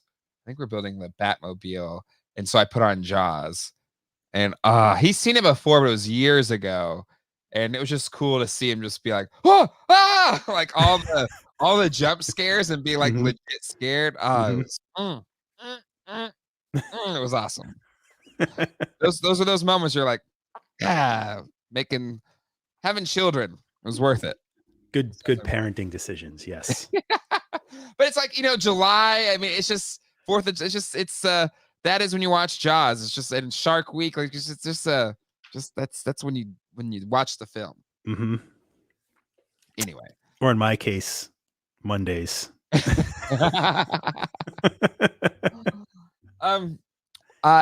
one of my favorite films of all time. This is the film I watched like when I'm legit depressed, and it always makes me feel better. E.T. But E.T. has had such a hodgepodge, never nailed it toy line. Never had one that's nailed it. And I think these might finally do the movie justice. NECA's E.T. figures, these 40th anniversary E.T. figures, in person, looked amazing. Again, another line from them that I'm so pumped for. That's like an underserved property from one of the most iconic films of all time, most iconic scores of all time. Like, and the fact that we haven't had a amazing toy line for it yet, I'm really pumped for this. Yeah. When you said the thing that you were excited for the most from NECA, I thought you were going to go to ET, not the dinosaurs. I threw a curve at you, but it's just a close second because I adore these films, or the first film, the only film. What am I talking about? I kind of always thought The Ride was like the sequel, the E.T. The Ride at Universal Studios, but yeah, I'm so pumped for these. They look they look so good, spectacular, and it's like that thing, you know, where there wasn't. I mean, there was like bendy figures and some wind up figures for ET for, you know, from the 80s. And it's like, we needed this much time to get the sculpting right, to get the company that's perfect to do it. It was, you know, it's all lined up. The stars have aligned. They really have. They really have in a big way. Hasbro's biggest Star Wars announcement was Indiana Jones. Did they announce anything officially? Did I miss that? I may have missed that. I haven't seen anything, but that doesn't mean much. But yeah, I want ET and Alf to fight. Well, now you can, and thanks to NECA, you can. I did not see it was coming out to IMAX in a couple weeks, but you best believe after the show, I'm going to look and see when it's available in my IMAX because we're going to go see it. So is Jaws. Woo! When is that happening? I think it's September 4th. First week of September. I have not found tickets for Marbles yet, though. Hasn't dropped on Marbles yet? No. Or maybe it has, and I've already missed my chance because it's one day only. Oh, one day only. Those are tough. Those are tough. John, your Alf looks really good. Your Alf looked pretty darn good. Can't wait. Cannot wait. I hope they do some variants, you know, in outfits Mm-hmm. for, you know, like ET. Yeah. Alf also dressed up. Yep. Agreed. The 80s We aliens. need the Burger King outfits. The surfer, the chef, Yes. Yep. the rock star. Yep. But it's coming along great. Looked great in person. Oh, John. I don't know if you watched my NECA walkthrough, but these Dungeons and Dragons figures, we've been waxing poetic since before the first debate. Mm-hmm. And these look so good in person. They look, I mean, for like this style of figure, like the fantasy, you know, like exactly what this is. It's Mythic Legions. It's this world. Whereas like Mythic Legions figures have like held that title for so long now. Where Yeah. Oh, this is like the next, like the thing that you can add to your Mythic Legions collection. yep. They look so good, and I still know so little about D&D. I don't care. Like I love the Oh. vintage LJN line, and this is like Mhm. these are the characters all scaled up, and I don't care. I could tell me this is McBoob McCheese, and I don't care. It looks so cool. I want it. It's just a freaking cool, like that War Duke. Oh, the freaking wings off the helmet. Oh, it looks so good. I mean, it looks just like that first one that the first photo that Yeah. we seen. We're hoping like it comes out this good, and it Yeah, still exactly. looks that good. Yep. Yep. I think we saw those renders like, oh, okay, just if it even comes in within a centimeter of these, it'll still be a success. Mhm. Well, these look just as good as those original pictures looked. So pumped for these. I cannot wait. I cannot wait for these. I cannot wait. And I believe I did want to press it in. I may have missed. All right, here, yeah. This is our second go at ET. Thank you for that. But it didn't look as good as these ET figures. I know that much. But let's see here. What you were laughing at something and I missed a good joke? McBoob McCheese is my stripper name. Lifelong. Every kid I knew back in the day had one D&D figure in his toolbox. Only one. Mm-hmm. This is kind of true though. These are future little Stump John accessories to Stump Little Stu John. Yeah. See, I was not allowed to have D&D when I was a kid because you had the satanic panic was set in. Yes. Mm-hmm. But go figure, I could play with you know, I had more He-Man figures than I knew what to do with. What's the difference? It's just such a tragic storyline in real life and in the Stranger Things series. I did pick up. This was the first thing I was able to get on preview night. But really pumped to pick up this set as well. Awesome. The Lost Wave. I'm waiting for mine to get in to show up. Oh, that's right. You ordered online? Yep. Nice. But yeah, I haven't even taken them out of the box yet. They're still sitting in the box. They're still sitting in the shipper box that I checked them onto my airplane with, because I literally just got off the plane as I started this show tonight. But we'll look at those in the after show today. All right. There's so much NECA stuff. Gargoyles. Lots of cool stuff. Wings are still gigantic, but they did look really good. Mm-hmm. John, any thoughts on Gargoyles? Yeah, everything looks great. I just hope everybody gets decent wings. Yeah. They did a really good job with that. His name is Xanatos, right? Yeah, Xanatos. Yeah. Because he's the first like human character, right? Yeah, because we haven't gotten what's her name? Rebecca? That's not Rebecca. Shoot. I'm blanking on it. Someone let us know in the chat. I'll say Kira. Yeah, maybe. Anyways, But anyway, they did a really good job. The translation to that human character from animation. yeah. It's very like DC, um, the Batman like animated series Yes. looks great. Mm-hmm. And outside of the Gargoyles, I like that Bon Scott figure.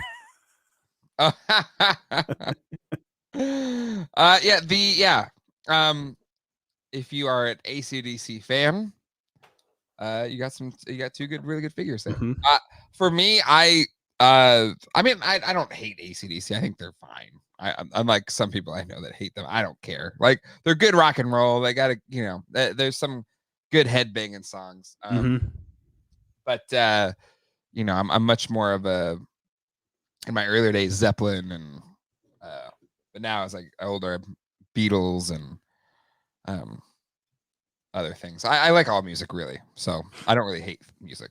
If you make music, I like it, except for modern country. You guys can go to hell. Moving on. I think those are cool. I would just love to see more of them. The Elton John looked fantastic too. This piano looks so freaking cool in person.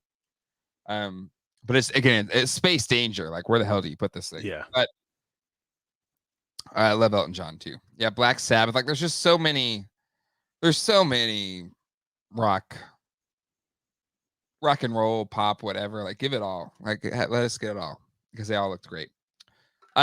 Turtles, tons of turtles. Like, there's not even remotely enough time to talk about all the turtles.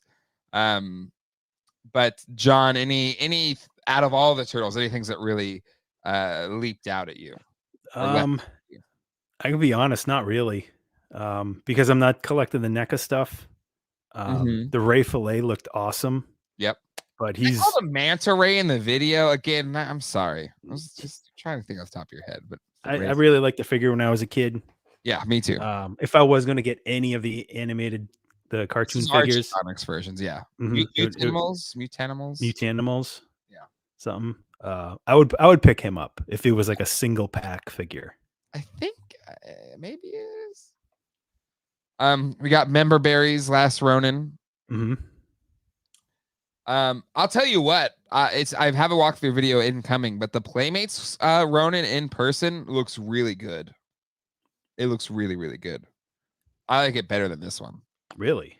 Mm-hmm. And I know there was a hidden Toon style Ronin, like in behind one of the windows, Hmm. like an Easter egg. Oh yeah. Yep. But the Playmates one in person, I think is the best looking one.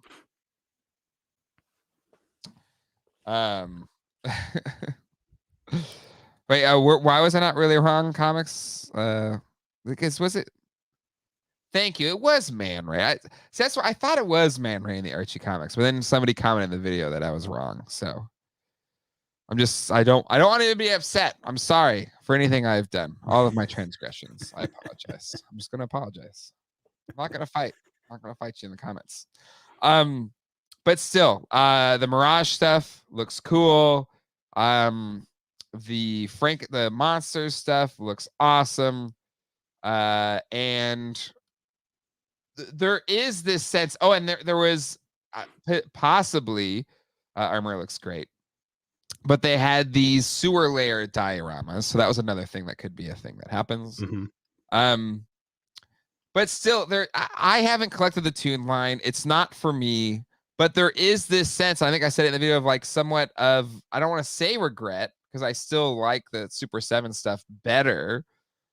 But like, when you look at it in its totality, it's an incredible collection, the Toon collection. It's so wide ranging and all encompassing. It is, maybe when it's all said and done, outside of the vintage, the most definitive Turtles collection. Like, is that over the top to say that? No, I don't think so, because I mean, NECA seems to put the stuff out like at a really good rate. There's always something to add. Whereas like Super 7, it feels like this next wave is taking forever. Yep. The Samurai Leo wave. Yep. seems like we should have that already. And they had it in hand. I think they showed it to like Pixel Dan. I think I saw it on his, but they didn't Yep. have it in the booth for the longest time. Mm-hmm. I mean, honestly, their booth, I finally got to see wave 1 of the G.I. Joe Ultimates. Mm-hmm. And they look great. They do look really good.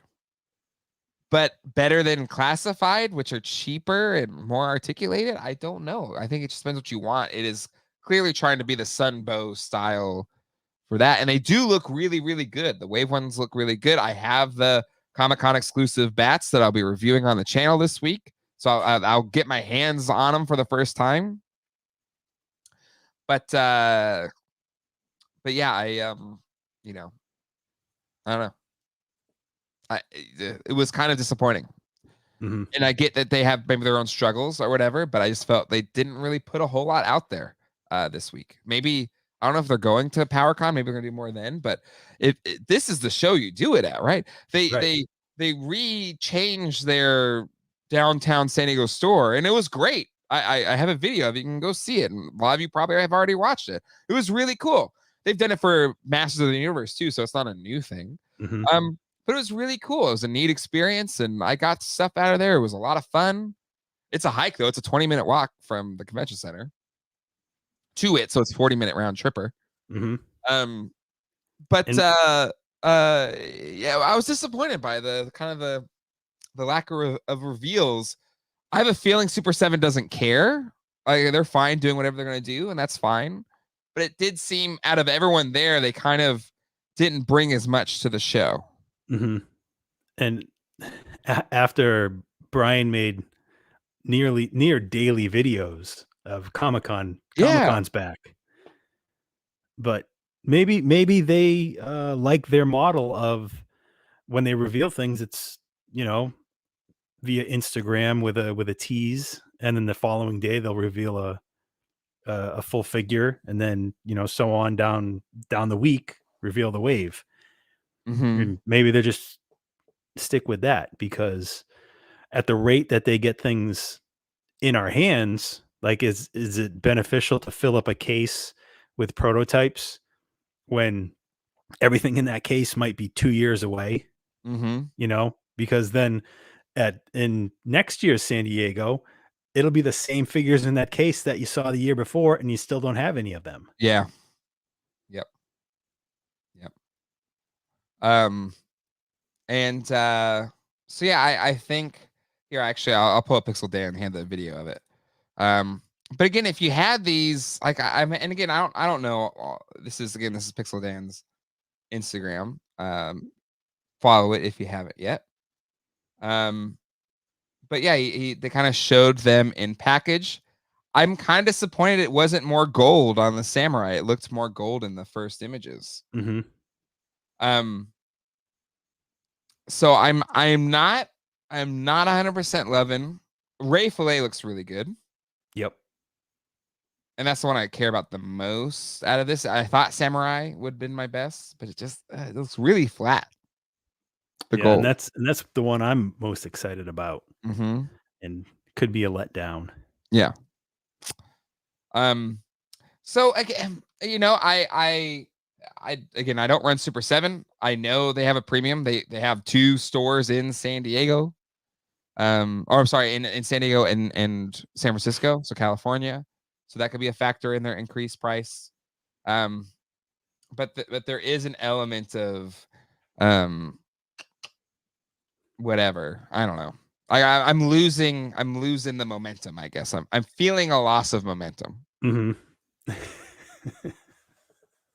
What are you saying? Oh, this one? Yeah. I think we're all accepting that anything that we see shiny, when it actually shows up, expect it to be dull. Yeah, and again, yeah, nothing. I should get Brian on the show. It's very transparent. I'm not overly critiquing or anything. I think it's just this is an unfiltered perspective, right? This is I'm not friends with Brian Flynn. I'm not friends with any toy company. This is just an honest reaction to what was shown. Right. And so whatever reasoning behind it, I'm sure there's maybe a very justifiable reason.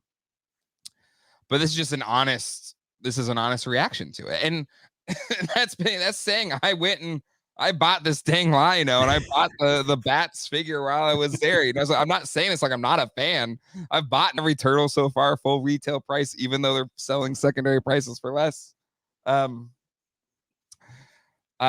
you know, just that's kind of the feeling. Just it didn't feel as like whoa, brought the A game. You know? Yeah. Yep. Oh, and I will say, a Super 7 employee recognized me as I was waiting in line to buy said Lion-O. Really?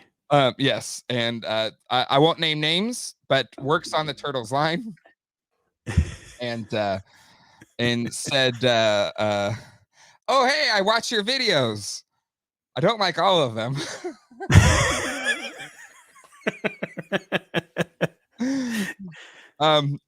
But you're honest, and I appreciate that. And I was like, yeah, absolutely. I was like, you know, and I was like, was it Wave 3? Did the Wave 3 video upset you? And he was like, well, I was upset that you had that bad experience. But anyway, I was like, you know, but that's the difference. You know, I buy these with my own money, so my response is going to be, I have spent my hard-earned money on this. This is my response. And generally, I'm pretty easy to please. So if I'm upset, then usually it's right. We're not here to you know, go through these with gloves and coddle the maker. Yeah. This is the honest opinion. Yeah, exactly. If you want an honest take, if you want to know an honest opinion, not hopefully it doesn't feel like all I do is hate on things. And hopefully it doesn't feel like all I do is wax poetic about how amazing and unicorns and butterflies and rainbows everything is. Like, hopefully it's like, you know, it's a good take. I don't know. But I do understand there's a weight to that, right? If I say I think something sucks, I do understand there's a weight to that. But anyway. Mondo Battlecats. Let's talk about it. The way they did it was really weird, John. And I think I posted it on the Instagram. Maybe they had like this Funko Village, and I know Toysha's posted photos of it. Seen that. Oh, it's just they just had okay, yeah. So that's the Cringer face, the Battle Cat anger face, and with the thing, and so it was kind of hard to get to, so I couldn't really do a walkthrough of it because it was part of their store, which was a pain in the neck. But thoughts on seeing the painted Battle Cat here in person, like, you know, with the deluxe He-Man that a lot of us pre-ordered. But thoughts on the Battle Cat? I'd rather have not seen it because I want it so bad now that when it was just a gray print, it was nice and easy to say, oh, that's awesome. You know, but when I saw that the first time we saw Battle Cat, the prototype, we did not have this He-Man coming to us. Yep. It was easier to ignore with the crappy He-Man, right? Right. Exactly. Yeah. When we saw that that initial He-Man head, it was like, I'll appreciate it from afar. But now they're really flexing this Battle Cat, and it's going to be price dependent. I'll say. If you know, Sarah says price TBD. I know. I mean, let's just do the napkin math here on this. The deluxe He-Man was what, $260? $650? Does that seem right? See, I was going to go to $450. $450? Yeah, I'm going to say $450. And even if it's $450, I'm out. You're out at $450? Yeah. I mean, it's huge. Yeah, it's big. I would all the heads. You even get a full little Cringer, and you've got like the full armor and this cool kind of like half armor, which I thought was kind of cool. And then you've got just the unmasked face, and then you got the Cringer face. Like, dang, can't do it. I just can't. I would rather say if it is $450, $500, I would rather get 2 more Masters Mondo figures. And I'll be happy with just figures and no Battlecat or Panther. Yeah. Is it? We'll have to wait and see the price. But Yeah. you're right. And the problem I have with Mondo right now too is I really wanted that She-Ra, but it just came so close to He-Man. I can't be dropping 260 every other week. Like that's just not gonna work. Right. That's just not sustainable. And that payment plan thing is not like Sideshow's payment plan. It's No. through that the third party company. It's not comfortable with it. And I also I did order the Comic-Con exclusive animated series Joker. So I had a feeling. yeah. It was the day of. It was like 10 minutes from sale time. Uh-huh. And I'm like, oh, let me just pull the page up and take a look at it. Let me just get a little taste. And then I saw that it's on sale. And 20 seconds had gone by and it didn't sell out. So I said, oh, let me just see if I can put it in my cart without it disappearing. And then I put in my credit card information and checked out. Oh, what did I do? You're like, you know what? I've had a good year. I deserve this. I'm gonna get this Joker. They're only making 1,000 of them. I gotta get it. I can always sell it. Probably more than I paid. Oh my god. Is it his tank big? Yes. Maybe a little bit bigger. Thunder Tank big? No. Thunder Tank's bigger. Razor Crest is bigger. But it is bigger than the Hiss. Yeah, you got to figure that's a 12-inch He-Man on there. Yeah. Yeah. Mike Traverso. How can you be out? You'd regret it, Stu. I won't regret anything. I'll still appreciate it from afar. Armando, you must have missed it. We talked about Alf. We talked about NECA Alf. Yep. We did. All right. We have like 8 minutes left. We got to wrap this thing up within 2 hours, John. Yeah, we still got After Dark. Yeah, we got After Dark to do. I got my Sergeant Slaughter. Got Mindbender. We'll talk about that more there. Anything else? Anything else we should hit before we close this thing out? Best Action is still trash.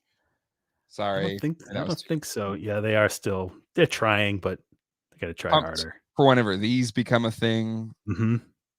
Which that's exciting. Gelatinous Cube was cool.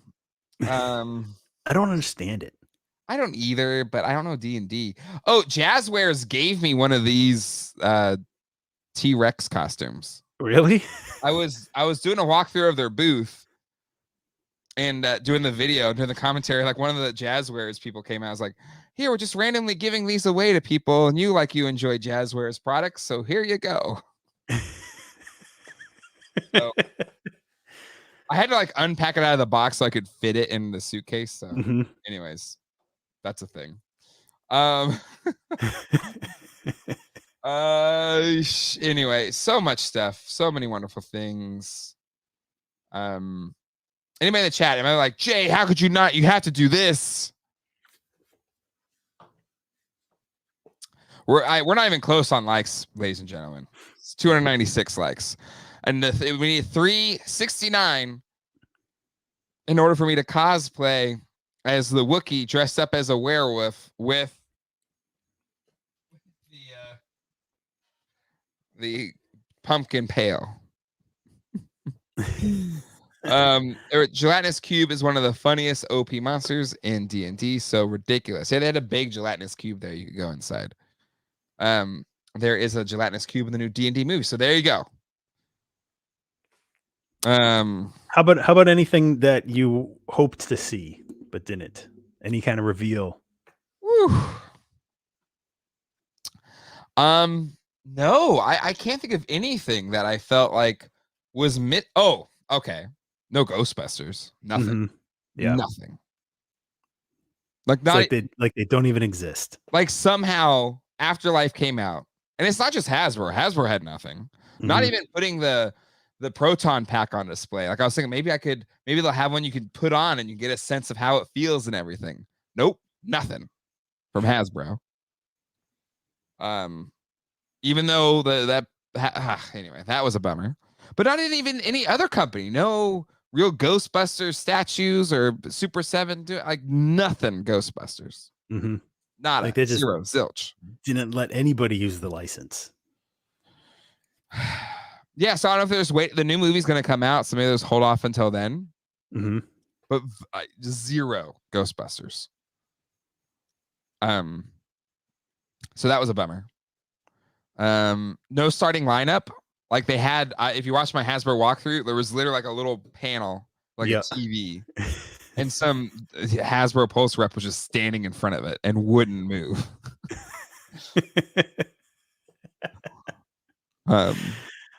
So nothing there. But I would say no Ghostbusters, again, I looked all over, and maybe there was one somewhere or something, but no Ghostbusters was a big disappointment. Mm-hmm. Biggest surprise was dinosaurs. Best of the show, should we crown homecoming queen and king of the show? John, you can pick first. Mattel wins. Mattel wins. All for the Eternia playset. 100%. Yeah, and just the amount of masters, not just the Eternia playset. Yeah, the all encompassing masters display. Yeah. It was. I think I said it in my walkthrough video. It felt like, for better or worse, because Matty Collector wasn't the most enjoyable collecting experience, but it felt like that era of Comic-Con booth. Like it had a whole quarter, if not more, of that huge Mattel square. Mm-hmm. And in such an impressive fashion, in so many different lines. Unlike the classics era, which was basically just classics, but you had so many different lines and having an Eternia play set. Mattel wins best in show. If not worst buying experience. It was like old school Matty Collector buying experience. It was terrible. terrible. We'll talk about that in the after show, where I will be half awake. No, but after this, after dark, SDCC Hall will be in the after dark. For patrons, become a patron, patreon.com/geekdadlife. The link's already live. We'll see you over there after this in 3 minutes. But best in show, worst in show. That Super 7 guy's gonna be more pissed, but I got 7, I guess.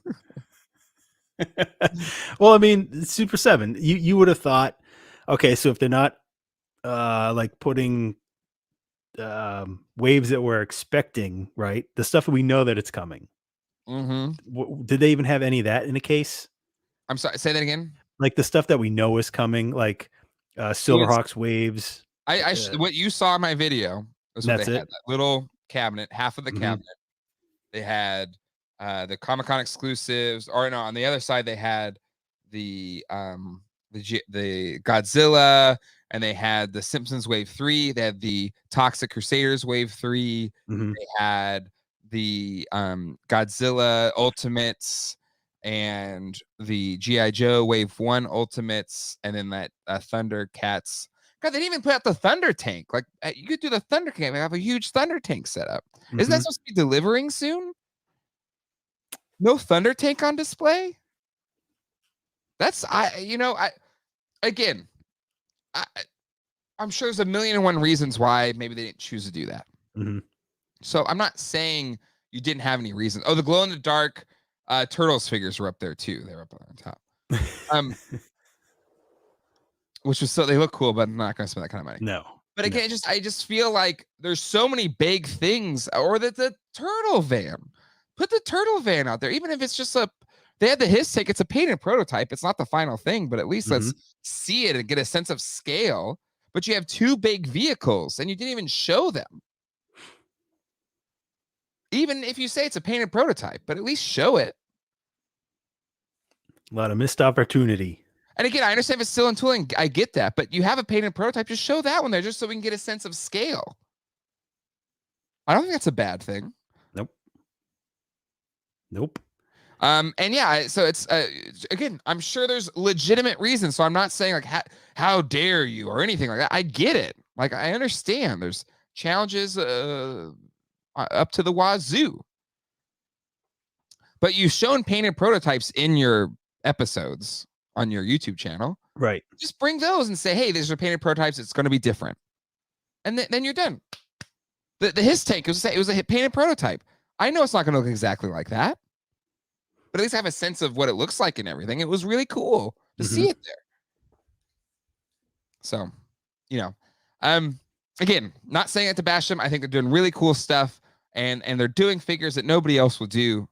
But I just think, and I hate to say worse than show, that's really mean, but I think there's things you could have done that I think would have landed better. But I understand. I'm sitting here. I'm not running this toy company. I don't have.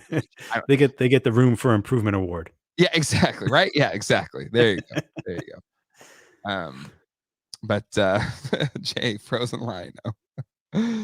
No. Exactly. It showed one. I've seen them show it in their streams. So just like put it in a glass case. They had room. It was a relatively large. But again, they're probably watching this right now. I'm like, oh, there goes Jay again. You want his crap? Let him run the booth next year. Yeah, exactly. See what happens. Come on down. I get it. So, but if you wanted, if I was running a company, I would want honest opinions and not haters' opinions. I love the products. So, I just, if like I said it before, if spinach in my teeth, I want to have spinach in my teeth, not just to ignore it and say nothing. Yeah, exactly. I don't want any free figures. I say this across the board. I'd rather just not get the free figures because I don't want that to taint my opinion in any one way. Even if you say like, I'm not going to let this influence my opinion, it's going to influence your opinion, right? Yeah. There's no way for it not to influence your opinion.